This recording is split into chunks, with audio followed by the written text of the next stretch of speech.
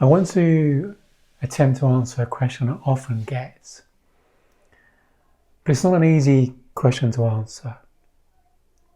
This is something I take my clients on a journey on over a period of time where we can really embed a different understanding of what's creating our experience. To move it from head into heart, unconscious, soul, just knowing this stuff, knowing what's creating our experience, changing our relationship with thoughts and feelings over time in such a way we trust and see things differently.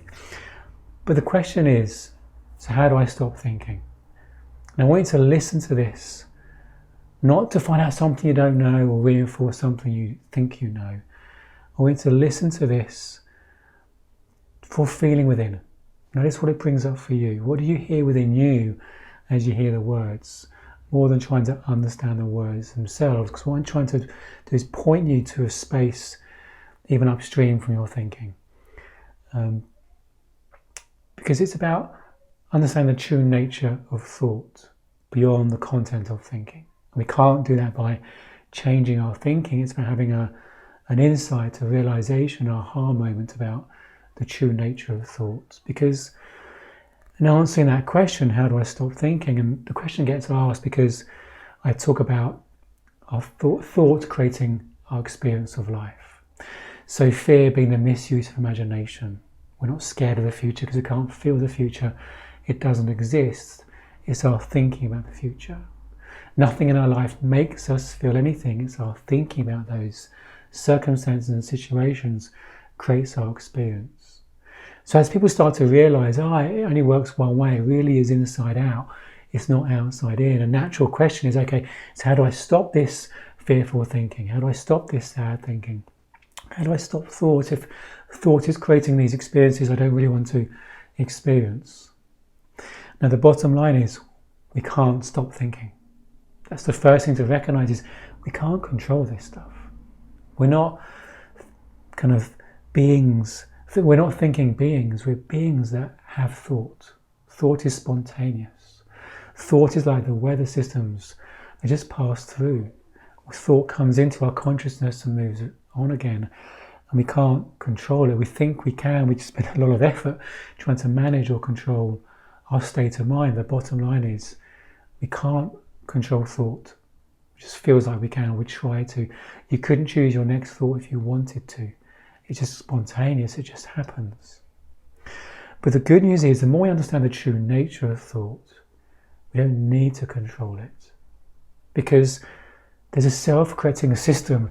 I often share this with my clients, this kind of glitter ball of thought that often consumes us. But it really is like a glitter ball or a snow globe. It settles on its own. We find we drop into moments of peace or perspective or clarity without consciously doing anything to get into those states. We drop into that state when we're not trying to be okay.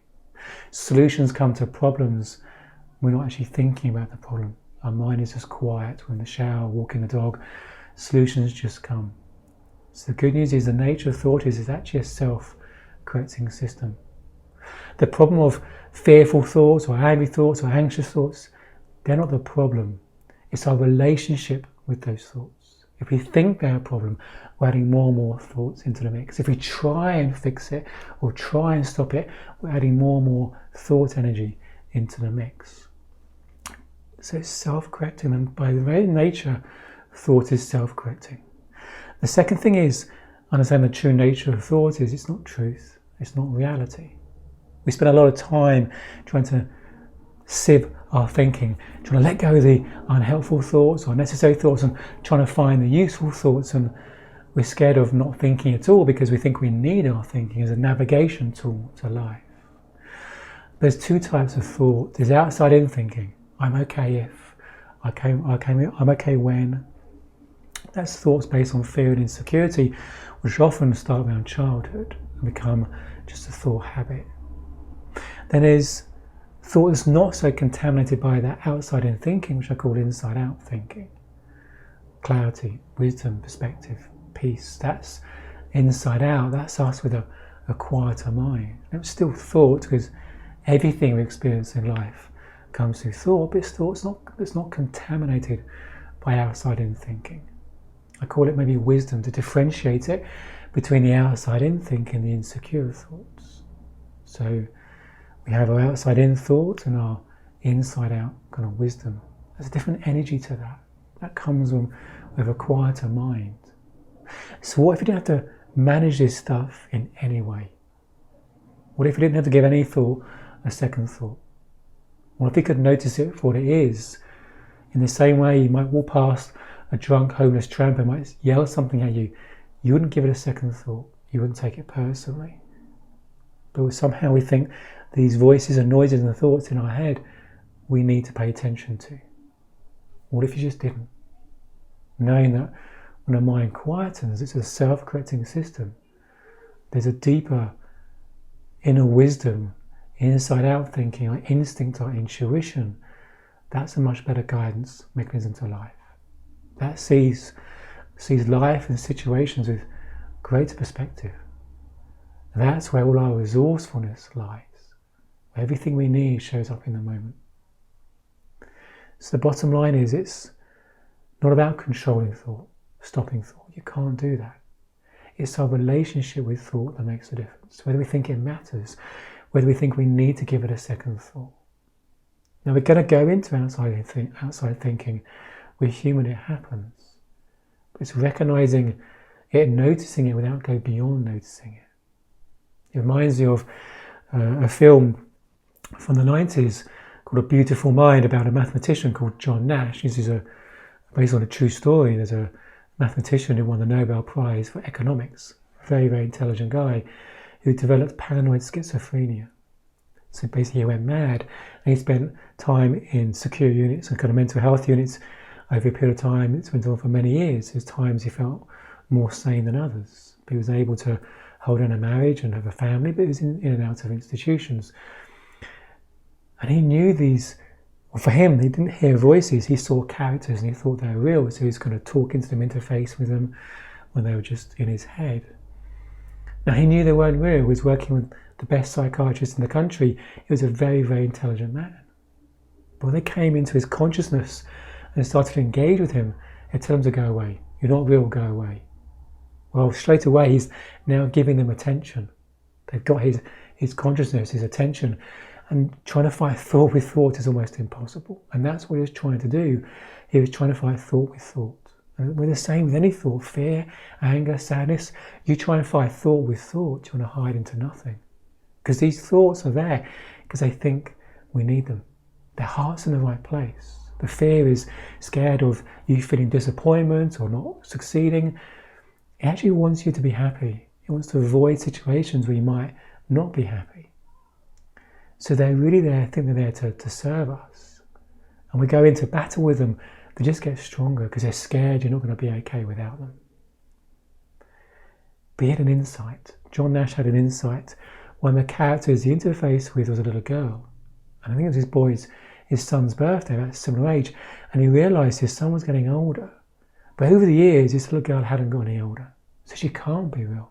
Now, intellectually, he knew she wasn't real. But it shifted from here to here. He had an insight, a change of heart about the nature of these characters. So next time they came into his consciousness, because when you have a change of heart, your thinking just doesn't disappear. Again, it's our relationship with thought, not the content or the volume, the fact whether it's there or not. And next time they showed up, he just walked through them like ghosts, because in his heart of heart, they knew they weren't real. Again, they didn't disappear in a puff of smoke. They still tried to get his attention, but he wasn't feeding them. He wasn't giving his attention. He noticed they're there, but he wasn't kind of engaging with them. He wasn't going beyond noticing. And the power of them began to diminish. Instead of yelling at him directly in front of them, they went to the corners of the room. They were in his consciousness, but not so powerfully that eventually they disappeared. Occasionally they came back when he was tired or stressed, but his relationship with them had changed. And that took the power out of them. They just moved on. And that's the same with any thought we have. It's not the thought itself, it's our relationship with them. And the more we see it for what it is, the more we try and fix it and change it and resolve it, the more we know it's just thought. Just like the glitter ball, it will move on, it will settle. Fresh thought comes in. By its very nature, fresh thought is always coming in. And it's always moving back to peace, to clarity, away from fear, towards love and peace. So it's a long answer. The hopes begin to point you in a different direction about the relationship with thought, that it's not about stopping it or controlling it. It's your relationship with thought and realizing you're never one thought away from that peace of mind, from clarity. So that begins to help you begin to change your relationship with thought, to know that actually there's nothing to do about it. It's a self-correcting system. Just like when you exert yourself, you might run out of breath, but it calms down without you doing anything. You don't need to control your breath. It's a self-correcting system. And it's the same with thought. The thing is with thought is it has feelings. It has the best special effects department in the world. And sometimes when we're feeling a feeling, we forget it's thought. So they go hand in hand. The more we understand the true nature of thought, we begin to understand the true nature of a feeling. We be less scared of it. We can allow it, knowing it's a thought storm moving through. We don't have to fix it or change it. We're okay, whether we feel okay or not. So that helps you to begin to explore a different relationship with thoughts and feelings. I look forward to connecting you soon.